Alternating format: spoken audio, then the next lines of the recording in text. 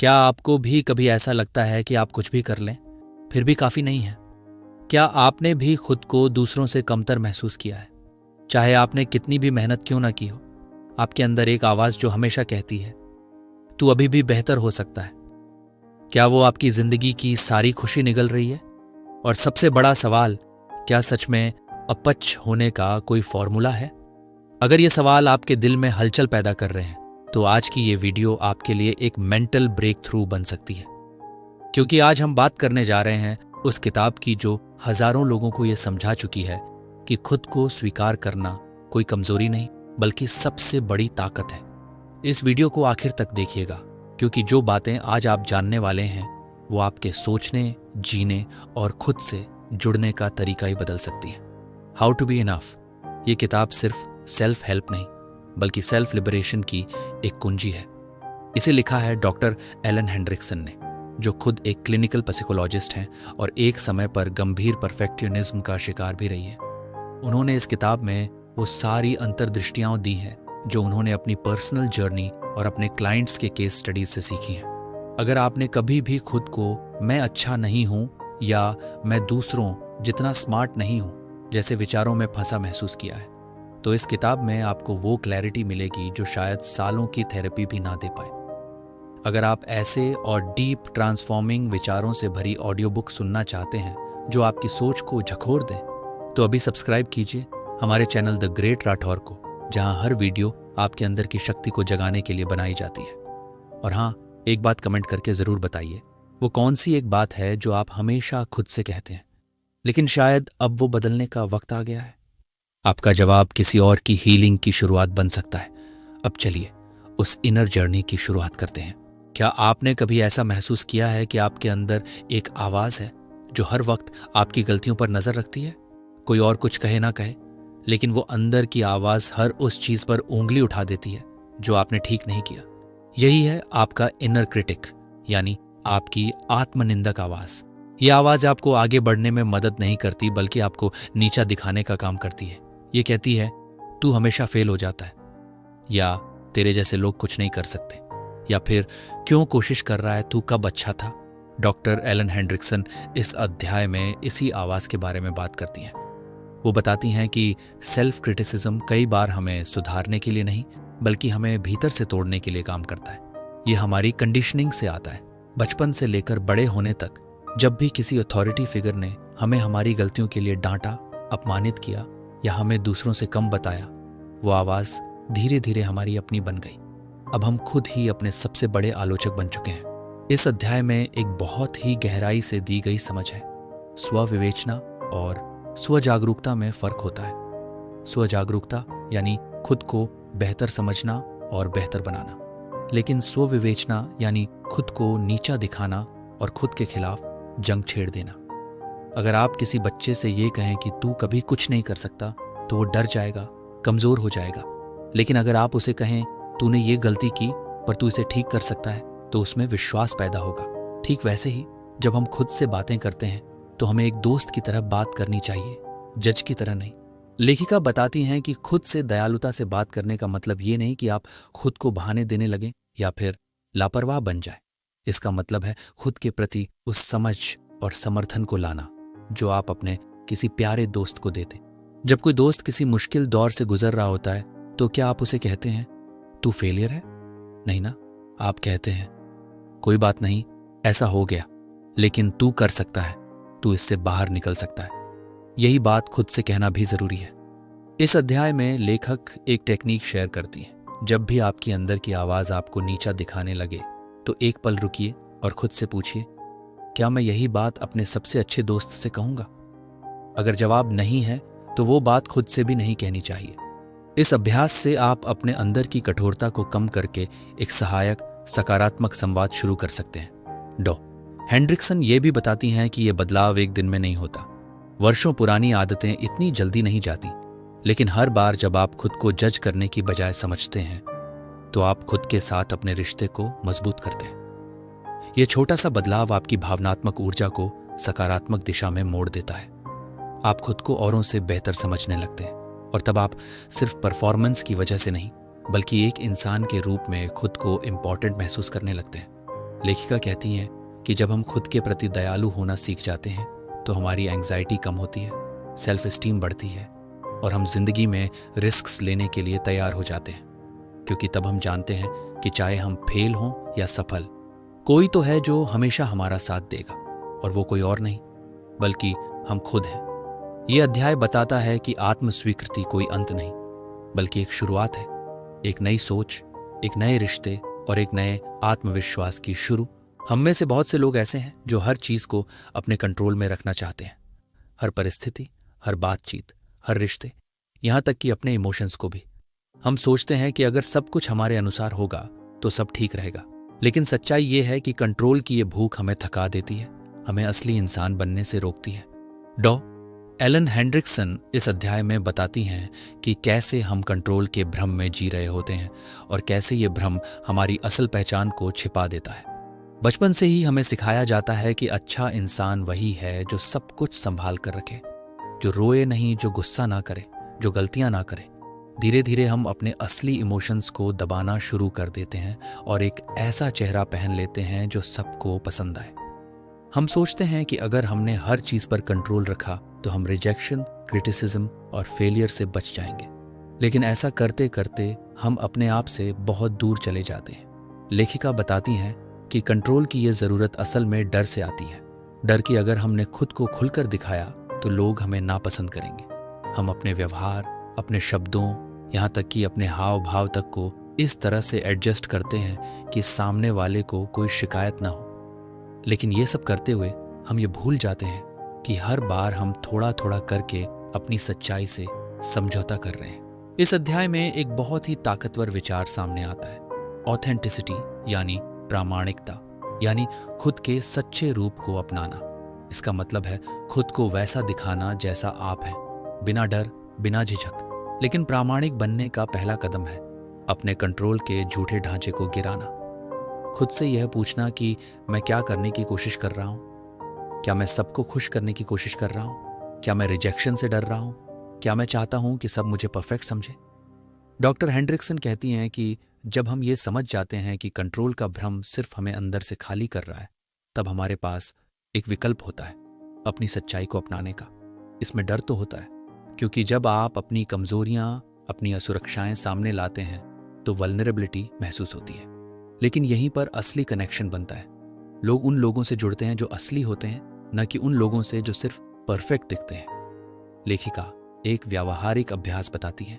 जब भी आप किसी स्थिति में खुद को कुछ छुपाते हुए पाएं तो खुद से पूछिए, क्या मैं इस वक्त अपने आप को सच में दिखा रहा हूं या मैं कुछ कंट्रोल करने की कोशिश कर रहा हूं? जब आप अपने व्यवहार को अवेयरनेस के साथ देखना शुरू करते हैं तो आप समझने लगते हैं कि कब आप खुद के साथ ईमानदार नहीं हैं।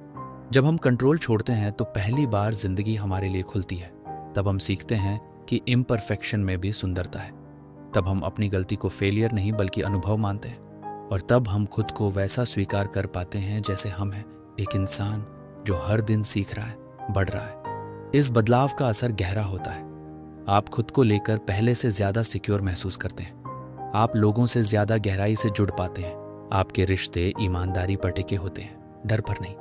और सबसे बड़ी बात, आप खुद को हर दिन कम झूठ बोलते हैं। डॉ हेंड्रिक्सन यही संदेश देती हैं कि आपकी प्रामाणिकता आपकी सबसे बड़ी ताकत है। आप जितना ज्यादा खुद को जैसा है वैसा अपनाते हैं, उतना ही आप अंदर से मजबूत होते हैं। कंट्रोल छोड़ना हार नहीं है, बल्कि वो रास्ता है जो आपको आपकी सच्चाई और आपकी आजादी तक ले जाता है। काम टालना सिर्फ आलस या अनुशासन की कमी नहीं है, जैसा आमतौर पर समझा जाता है। यह गहराई से जुड़ा होता है हमारे भीतर के भावनात्मक दबाव से, उस डर से जो अक्सर हमारे आत्म संवेदन से निकलता है। इस अध्याय में डॉ एलन हेंड्रिक्सन बताती हैं कि टाल मटोल की आदत दरअसल आत्म संदेह, असफलता का डर या आलोचना की चिंता से जुड़ी होती है। हम तब टालते हैं जब किसी काम को करना हमें भीतर से असुरक्षित महसूस कराता है, चाहे वह एक जरूरी ईमेल भेजना हो, कोई प्रोजेक्ट शुरू करना हो या जीवन का बड़ा निर्णय लेना हो। जब उस कार्य से हमारा आत्मसम्मान जुड़ जाता है तो हम खुद को उस काम से दूर रखने लगते हैं। कई बार हम यह भी सोचते हैं कि अगर हम अब भी शुरू नहीं करेंगे तो असफल नहीं होंगे, यानी अगर हमने कोशिश ही नहीं की तो हारने का डर नहीं रहेगा। ये एक तरह की मानसिक सुरक्षा है जो दिखने में आरामदेह लगती है, लेकिन असल में हमारे आत्मविश्वास को धीरे धीरे खत्म कर देती है। हम सोचते हैं कि हमें और तैयारी चाहिए और रिसर्च चाहिए या फिर सही वक्त का इंतजार कर रहे हैं। लेकिन सच्चाई ये है कि हम अंदर से तैयार नहीं महसूस करते, इसलिए काम को टालते रहते हैं। इस अध्याय में लेखिका बताती हैं कि टाल मटोल को दूर करने के लिए खुद पर सख्ती करने की जरूरत नहीं है, बल्कि खुद को समझने की जरूरत है। जब हम ये पहचान लेते हैं कि हम क्यों टाल रहे हैं, क्या डर है, कौन सी भावना है जो काम करने से रोक रही है, तभी हम असली समाधान की ओर बढ़ सकते हैं। इसका पहला कदम है उस भावनात्मक कारण को पहचानना और स्वीकार करना। जैसे, मैं ये रिपोर्ट नहीं बना पा रहा क्योंकि मुझे डर है कि बॉस को पसंद नहीं आएगी, या मैं इस कॉल से बच रहा हूं क्योंकि मुझे अस्वीकृति का डर है। जब आप कारण को शब्द देते हैं तो उसका असर कम हो जाता है। इसके बाद लेखिका एक बेहद प्रभावी तरीका बताती है, काम को छोटे छोटे हिस्सों में बांटना। जब कोई कार्य बड़ा या भारी लगता है तो हमारा दिमाग उसे एक धमकी की तरह देखता है और उससे बचने लगता है। लेकिन जब आप उसे छोटे आसान हिस्सों में बांट देते हैं तो वही कार्य आसान और सहज लगने लगता है। उदाहरण के लिए, अगर आपको एक लंबा लेख लिखना है तो खुद से यह मत कहिए कि मुझे पूरा लेख खत्म करना है, बल्कि कहिए, मैं सिर्फ पहले 3 पैराग्राफ लिखूंगा, या मैं सिर्फ टॉपिक तय करूंगा। ये मानसिक ट्रिक काम करने की शुरुआत में मदद करती है, और जब आप शुरुआत कर लेते हैं तो गति अपने आप बनने लगती है। इस अध्याय में एक और महत्वपूर्ण बात यह भी कही गई है कि आपको हर वक्त प्रेरित महसूस करने की जरूरत नहीं है। प्रेरणा अक्सर कार्य के बाद आती है, उससे पहले नहीं। यानी जब आप काम शुरू करते हैं तब आपको अच्छा लगने लगता है, न कि तब जब आप इंतजार कर रहे होते हैं कि मन करे तो शुरू करें। इसलिए यह सोचना कि जब मन करेगा तब शुरू करूंगा, ये टालमटोल का सबसे बड़ा कारण है। डॉक्टर हेंड्रिक्सन कहती हैं कि अपने आप को शर्मिंदा करने या कोसने से कुछ नहीं बदलेगा। जब आप काम टालते हैं तो अपने आप को दोषी ठहराना सिर्फ आपके आत्मसम्मान को और गिराता है। इसके बजाय खुद से यह कहना कि मैं समझ सकता हूं कि मैं क्यों टाल रहा हूं और मैं धीरे धीरे इससे बाहर आ सकता हूं, एक सकारात्मक बदलाव की शुरुआत है। खुद के प्रति दया और समझदारी के साथ की गई यह प्रतिक्रिया आपको आत्मग्लानि से बाहर निकालकर एक बेहतर मानसिक स्थिति में लाती है। आखिर में लेखिका बताती हैं कि टाल मटोल एक आदत है जो बदली जा सकती है। इसमें धैर्य चाहिए, अभ्यास चाहिए और सबसे ज्यादा चाहिए खुद के प्रति ईमानदारी। जब आप हर दिन थोड़ा थोड़ा करके काम करना शुरू करते हैं तो आपकी क्षमता बढ़ती है, आत्मविश्वास बनता है और धीरे धीरे आप खुद को एक जिम्मेदार और सक्षम इंसान के रूप में देखना शुरू करते हैं। यही परिवर्तन आपको टाल मटोल से उत्पादकता की ओर ले जाता है। हम अपने जीवन में बहुत कुछ हासिल करते हैं, कड़ी मेहनत करते हैं, रिश्ते बनाते हैं, सपने देखते हैं, लेकिन जब हम दूसरों को देखते हैं तो हमारे अपने ही प्रयास फीके लगने लगते हैं। यह तुलना की आदत इतनी गहराई से हमारे भीतर बैठी होती है कि हम अपने आप को तब तक सफल नहीं मानते जब तक कि कोई और हमसे कमतर न लगे। इस अध्याय में डॉ एलन हेंड्रिक्सन हमें यह समझाती हैं कि यह लगातार तुलना करना न सिर्फ हमारी खुशी को छीन लेता है, बल्कि हमें कभी भी आत्मसंतोष की भावना तक नहीं पहुंचने देता। जब हम सोशल मीडिया खोलते हैं तो किसी की छुट्टियां, किसी की नौकरी, किसी की शादी, किसी की कार, हर चीज हमें यह महसूस कराती है कि हम पीछे हैं। लेकिन हम यह भूल जाते हैं कि हम उनकी जिंदगी का बस एक छोटा सा संपादित हिस्सा देख रहे हैं। असल में तुलना का यह जाल बहुत पुराना है। बचपन से ही हमें सिखाया जाता है कि दूसरों से बेहतर बनो, नंबर 1 बनो, दूसरों से मुकाबला करो। धीरे धीरे यह आदत बन जाती है और हम हर रिश्ते, हर काम, हर उपलब्धि को दूसरों के पैमाने से तौलने लगते हैं। लेखिका बताती हैं कि जब आप दूसरों से अपनी तुलना करते हैं तो आप 2 बड़ी गलतियां करते हैं। पहली, आप उनकी बाहरी सफलता को अपनी आंतरिक कमजोरी से तुलना करते हैं, और दूसरी, आप अपनी अनोखी यात्रा को एक ऐसे मानक से तौलते हैं जो आपके लिए बना ही नहीं था। हम सबकी परिस्थितियां अलग हैं, हमारे लक्ष्य अलग हैं और हमारी समय सीमा भी अलग होती है। फिर भी हम ये मान लेते हैं कि अगर दूसरे ने 30 की उम्र में घर खरीद लिया और मेरे पास अब भी किराए का फ्लैट है तो मैं असफल हूं। ये सोच न सिर्फ गलत है बल्कि हमारी मानसिक शांति को भी खत्म कर देती है। इस अध्याय में बताया गया है कि संतोष का रास्ता तुलना को रोककर शुरू होता है। जब हम यह स्वीकार करना शुरू करते हैं कि हमारी जिंदगी किसी और की तरह नहीं हो सकती और नहीं होनी चाहिए, तब हम खुद की उपलब्धियों को देखना शुरू करते हैं। लेखिका संतोष को स्थिरता नहीं बल्कि जागरूकता बताती हैं। ये जानना कि इस वक्त मेरे पास जो है वह कम नहीं है। ये कोई निष्क्रिय भावना नहीं, बल्कि एक सक्रिय निर्णय है। अपने अनुभवों को, अपनी यात्रा को, अपने संघर्षों को अपनाने का निर्णय। एक अभ्यास जो इस अध्याय में सुझाया गया है वह है आभार का अभ्यास।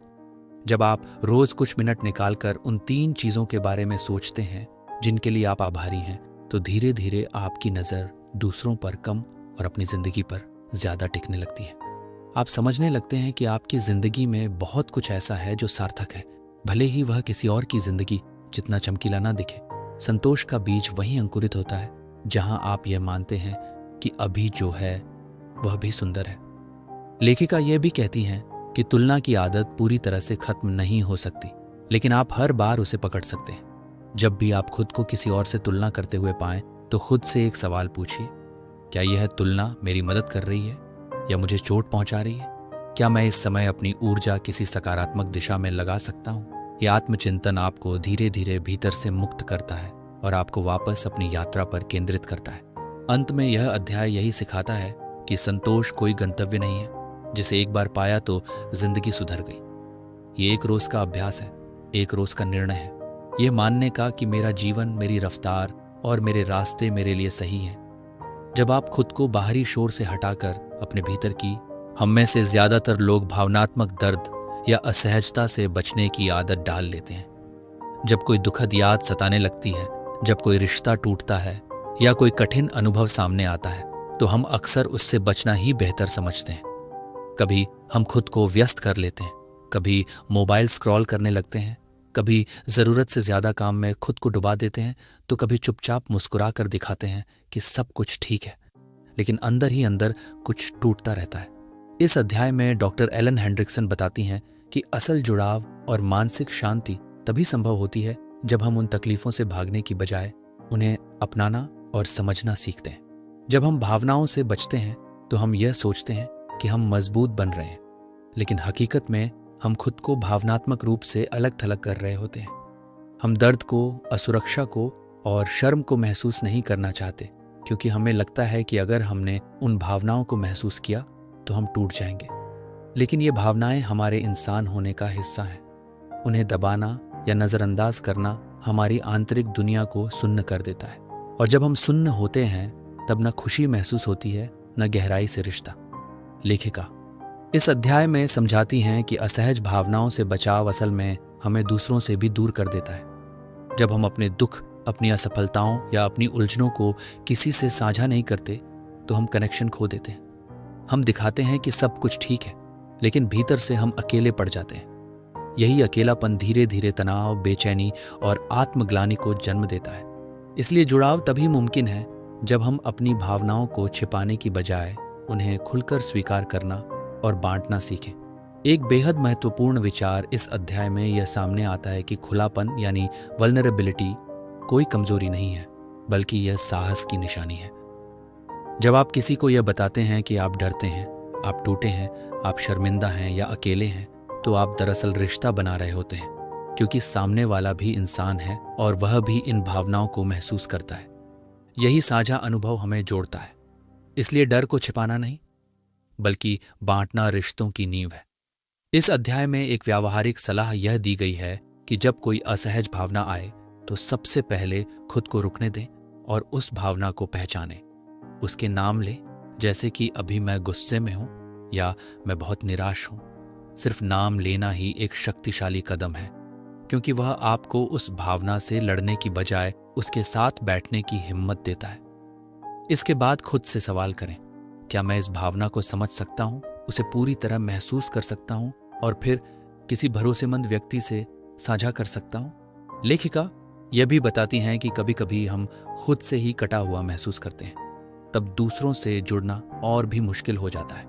ऐसे समय में छोटे छोटे प्रयास करना जरूरी होता है, जैसे किसी दोस्त को एक सच्चा मैसेज भेजना, किसी करीबी से बिना दिखावे के बात करना, या किसी ऐसे व्यक्ति को सुनना जिससे आप जुड़ाव महसूस करते हो। ये छोटे से प्रयास धीरे धीरे हमारे भीतर की दीवारों को तोड़ते हैं और हमें इंसानी रिश्तों की गर्माहट से जोड़ते हैं। ये अध्याय हमें यह भी सिखाता है कि जुड़ाव में सबसे बड़ी बाधा हमारा डर होता है। डर कि हमें जज किया जाएगा, कि हमारी सच्चाई स्वीकार नहीं की जाएगी। लेकिन जब हम पहली बार खुद को बिना फिल्टर, बिना मुखौटे के सामने लाते हैं, तभी हमें पता चलता है कि सच्चा रिश्ता वहीं बनता है, नकली मुस्कान से नहीं, सच्ची आंखों से। अंत में लेखिका यही संदेश देती हैं कि अगर हम खुद से और दूसरों से गहराई से जुड़ना चाहते हैं तो हमें भावनाओं से नहीं भागना होगा। हमें बैठकर उनका सामना करना होगा, उन्हें समझना होगा और उनके जरिए रिश्ता बनाना होगा। तभी हम न सिर्फ औरों से बल्कि खुद से भी जुड़ पाएंगे और यही जुड़ाव हमें अंदर से भर देता है, ताकत देता है और जीवन को अर्थ देता है। आज की दुनिया में हमें बचपन से सिखाया जाता है कि जिंदगी का असली मतलब है कुछ बड़ा हासिल करना, अच्छे नंबर लाना, अच्छी नौकरी पाना, बड़ा घर लेना, समाज में नाम बनाना। ये सारी चीजें हमें बताई जाती हैं कि तभी हमारी जिंदगी सफल मानी जाएगी। धीरे धीरे हम भी इस दौड़ का हिस्सा बन जाते हैं। हम हर सुबह किसी लक्ष्य को पाने के लिए उठते हैं, लेकिन कभी खुद से ये नहीं पूछते कि जो हम कर रहे हैं उसमें हमें सच में सुकून या संतोष मिल रहा है या नहीं। इस अध्याय में डॉ एलन हेंड्रिक्सन यही समझाने की कोशिश करती हैं कि जब हम अपनी सारी ऊर्जा सिर्फ उपलब्धियों पर केंद्रित कर देते हैं तो हम वर्तमान क्षण को जीना भूल जाते हैं। जब हम केवल उपलब्धियों के पीछे भागते हैं तो हम अपनी पहचान भी उन्हीं उपलब्धियों से जोड़ लेते हैं। अगर हम कोई बड़ी चीज कर लेते हैं तो हमें लगता है कि हम काबिल हैं। अगर कुछ गलत हो जाए तो हमें लगता है कि हम फेल हो गए। लेकिन ये सोच हमें एक अस्थिर मानसिकता में डाल देती है, जहां खुशी, आत्मसम्मान और आत्ममूल्य सब कुछ बाहरी उपलब्धियों पर निर्भर हो जाता है। इससे हमें कभी भी पूर्णता या संतोष का अनुभव नहीं होता, क्योंकि जैसे ही एक लक्ष्य पूरा होता है हम दूसरे लक्ष्य की ओर दौड़ पड़ते हैं। लेखिका बताती हैं कि वर्तमान क्षण में जीना एक अभ्यास है। इसका मतलब है कि हम अपनी जिंदगी को उस तरह महसूस करना शुरू करें जैसे वह इस वक्त है, न कि जैसा हम चाहते हैं कि वो हो। इसका मतलब है कि हम सिर्फ मंजिल पर नहीं, रास्ते पर भी ध्यान दें। उदाहरण के लिए, अगर आप कोई प्रोजेक्ट कर रहे हैं तो सिर्फ उसके रिजल्ट पर न सोचें, बल्कि उस प्रक्रिया को भी पूरी तरह महसूस करें। उस समय जो आप सीख रहे हैं, जो चुनौतियां आ रही हैं, जो सहयोग मिल रहा है, इन सब का अनुभव करें। यह अध्याय यह भी सिखाता है कि उपलब्धि की भूख हमें कभी चैन से बैठने नहीं देती। जब हम किसी काम को सिर्फ इसलिए करते हैं ताकि उससे हमें कोई मान्यता मिले, तो हम उस काम की सच्ची खुशी से वंचित रह जाते हैं। लेकिन जब हम वही काम सिर्फ करने के आनंद के लिए करते हैं तो उसमें एक अलग तरह की गहराई और शांति महसूस होती है। यही अंतर है उपलब्धि और उपस्थिति के बीच। डॉ हेंड्रिक्सन एक अभ्यास सुझाती है। दिन में कुछ पल के लिए अपने सारे लक्ष्य, सारी दौड़, सारे करने चाहिए को एक तरफ रख दीजिए और खुद से पूछिए, मैं इस पल में क्या महसूस कर रहा हूं? मैं कहां हूं? क्या मैं इस पल को पूरी तरह देख पा रहा हूं, सुन पा रहा हूं, जी पा रहा हूं? जब आप ऐसा करते हैं तो आपकी चेतना वर्तमान में आ जाती है।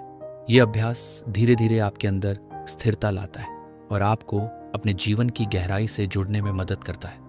यह अध्याय यह भी बताता है कि सफलता का असली स्वाद तब आता है जब आप उस यात्रा को पूरी तरह महसूस करते हैं। मंजिल पाने की खुशी कुछ देर टिकती है, लेकिन अगर आपने रास्ता नहीं जिया तो आपके पास सिर्फ एक थकान रह जाती है, सुकून नहीं।